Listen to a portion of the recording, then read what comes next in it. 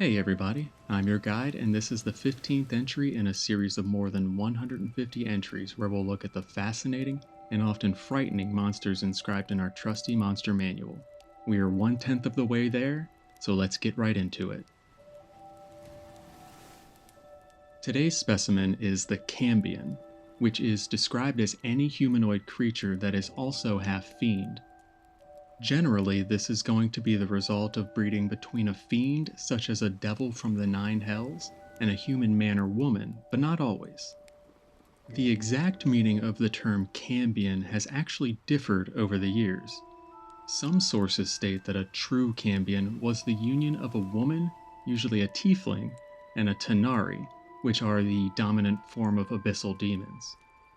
They also further delineated the term to create what's called noble cambions, in that they were similarly sired by a demon lord father and a female humanoid half-fiend. So, in summary, the term cambion isn't quite a singular designation in the same way that a boule is a discrete type of creature. It's actually closer to the way we would discuss beholders. When one says beholder, it usually evokes an image of a floating eye stalks, a gaping maw, etc., etc. But as we've covered in previous entries, there are also a few other types of beholders that don't even necessarily look like the standard beholder we might typically imagine. For example, there are death tyrants, spectators, hive mothers, death kisses, the list goes on and on. So for this entry, I want you to think of cambions in a similar way. It's a broad distinction of a type of creature that is the result of breeding between fiends and humanoids. But let's take a look at the more broad aspects of these creatures, including their birth and early years. In regards to their birth, I've heard the mothers of true cambions unfortunately always die during childbirth, which I suppose makes sense. If you pull up the image I provided you earlier, it becomes quite apparent just how awful it would be to give birth to one of these entities. With the mother dying during childbirth, this actually serves to strand the newborn cambion on our material plane, where it'll be sadly orphaned, at least unless there is a caretaker willing to step up and take control. However, given the circumstances, it's pretty understandable why someone might be hesitant to do so. There's also the possibility that the birth might take place in the abyss proper, which would, at least in my opinion, be a fate worse than being orphaned on our plane. The demon kind in the abyss certainly do not look kindly upon such half-breed children, and gods only know what they might do. So, as such, with the children being forsaken by either society, they will invariably grow up to be bitter and twisted and hold disdain for others broadly. Although, if there is a silver lining, the young Cambions often inherit aspects of both their mother and father. Over time, they may discover that they're able to emit gouts of flame at will, or even cones of withering cold. They're also commonly sensitive to magic and will sometimes be able to innately sense it in their vicinity. Cambions are also well known to be pretty persuasive, which might not come as too much of a surprise. It's well known that the fiends of the devilish variety have a way to charm some of those around them, which I believe stems from an innate magical power passed down from their otherworldly parentage. Beyond that, and this is just what I've read during my research, but it's said that they can literally teleport themselves to other planes of existence. Although this does take some amount of effort on their part, which I suppose is why they can do it just once daily. So, as you can already tell, cambions are pretty formidable. So, if you come across one in your travels, you do not want to underestimate them. Cambions grow into ruthless adults, whose wickedness and perversion horrifies even the most devoted mortal parent. Even in their youth, the Cambion begins to cultivate the belief that its rightful place is above standard mortals.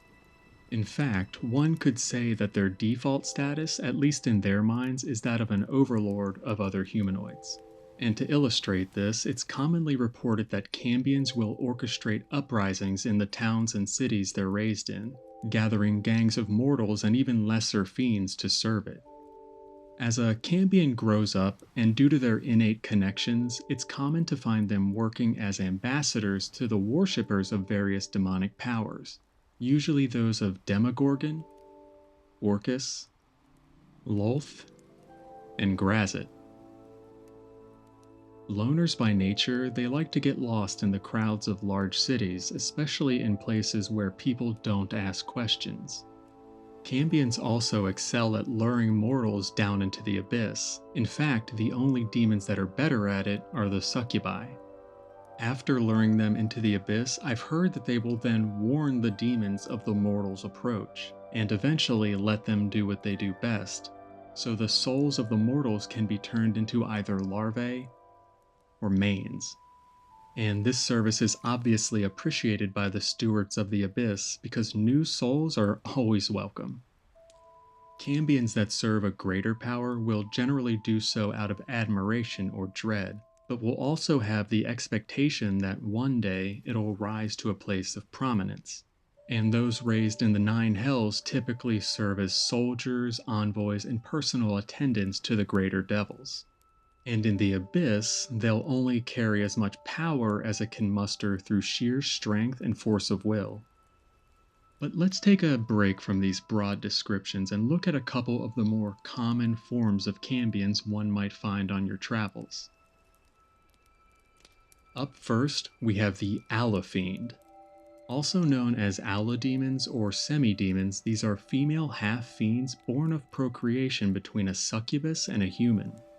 They do closely resemble humans with only the vestigial horns and some undersized bat-like wings to give away their origins. They're also always female, as one might expect, and vary in height, coming in between 5 to 7 feet tall. Alu-fiends, as a result of their succubus heritage, are known to be able to drain the life energy from other beings with nothing more than physical touch, and even use that energy to heal themselves. In fact, they have an array of magical powers, so to name a few, they have the power to charm others around them in the same vein as a standard Cambion. They can read the thoughts of others, make compulsive suggestions, and even change shape to any humanoid form around the same height and weight as they are. Moreover, I've heard that about a quarter of Alu-demons are of genius level intellect and can easily learn to cast spells just like a wizard might, though this is entirely separate from their innate abilities due to their heritage. They're resistant to most, if not all, forms of magic, and thanks to their natural demonic resilience, Alu-demons rarely need to wear mundane armor, as it interferes with their innate protection. They will, however, wear enchanted armor or weapons so long as it offers better protection. And one of the more prominent Alu-fiends we know of goes by the name of Thraxia, and is the daughter of the demon lord Grazit. Oddly enough, one of the few Alu-demons who aren't an offspring of a succubus. But let's move on. Let's take a look at the next Cambion type. Up next, we have a specimen called the Durzagon, which is a Cambion born of devils and Duergar. What's a Duergar, you ask? Well, they also go by the name of dark dwarves, grey dwarves, and underdwarves. I'm sure you can already guess, but these guys are a subterranean subrace of dwarves. They've carved out an existence in the Underdark, often being found near volcanoes. Think of them the same way you think of the drow compared to surface elves. So the Durzagon is slightly taller than the average Duergar, standing around 5 feet tall. They're typically bald with a wiry gray beard and rust-colored skin that radiates noticeable levels of heat. Also, with razor-sharp claws and teeth strong enough to pierce the skin. I've read that, oddly enough, not every Durzagon is aware of their infernal heritage, generally because devils tend to keep their true identity secret from the broader world, even their Duergar mates. Even still, the ones that are aware of their parentage generally keep such knowledge secret from allies and enemies alike. They possess a lot of the same natural abilities of Duergar, as well as the innate magical powers granted to them by their parents.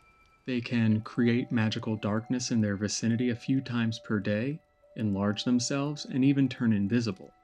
And oddly enough, their beard also holds quills that contain a sulfuric poison that has the effect of physically weakening their foes. Having said all that, it seems to me like they'd make very skilled rogues if given the proper training. Now, we don't know a ton regarding the ins and outs of the Durzagon, but I've heard that they're generally revered by their peers and seen as powerful leaders, with their births even being celebrated in the Nine Hells. In fact, they're almost always found in leadership positions in their respective societies, with larger cities even having several Durzagons within them. Anyhow, let's take a look at my final example of these Cambion-like creatures you might find in the world and beyond. Alright, so last but not least, this delightful specimen here is known as the Draegloth. They're known to be half demon and half drow monstrosities, the offspring of a coupling between a Glaberzu and a drow priestess, which, at least in my opinion, has to be one of the worst sounding things ever. But what's a Glaberzu? Well, a Glaberzu is a form of demon kind that specializes in the temptation of mortals and spreading corruption. Unlike succubi who prey on lust, the Glaberzu exploits the mortal's desire for power. And as far as the drow goes, you might already be familiar with them. They're the dark-skinned subrace of elves that live down in the Underdark, generally hated and feared by other races for their cruelty, which even extends to their own kind. But hey, have you ever heard of the man Volo? You know, the sage, the wizard? I remember a while ago reading a comment from him that said, "These drow creations are as graceful and nimble as stage dancers, only they're slayers and enforcers, four-armed brutes built like an ogre." So hopefully that provides a bit of clarity, at least insofar as how they're seen by one of the most traveled men in the realms. Now, there's quite a bit of lore regarding these creatures, so I won't go through everything, or else we'll be here for hours. But I think we can at least go over the basics. Draegloths come in several different forms, differentiated by their gender and the species of their mother. The most common Draegloths are the males, born to drow mothers. Less common, however, are the females, and they're actually known as favored ones, likely due to how drow society is explicitly matriarchal. Male Draegloths stand around 8 feet tall, yeah, 8 feet tall. They have 4 arms with large claws on the 2 upper arms and humanoid hands on the 2 lower arms. Their faces are elongated so they resemble those of dogs, and their skin is dark black and covered in a fine white coat of fur. Female Draegloths, on the other hand, are just about the same height, but favor their drow ancestry. They look mostly like a normal female drow, save for the extra pair of arms.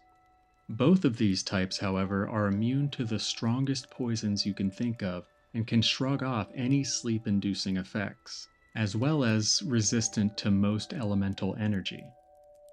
In drow society, Draegloths are seen as a sign of favor from their god. They're actually sacred creatures in that society and are treated with reverence and respect. However, female Draegloths, due to their greater intelligence and their gender, are regarded with much more favor. They're always adopted by the Church of Lolth and raised as clerics to the spider goddess. So, if you find yourself in the presence of a Draegloth, chances are you found yourself in a very concerning situation.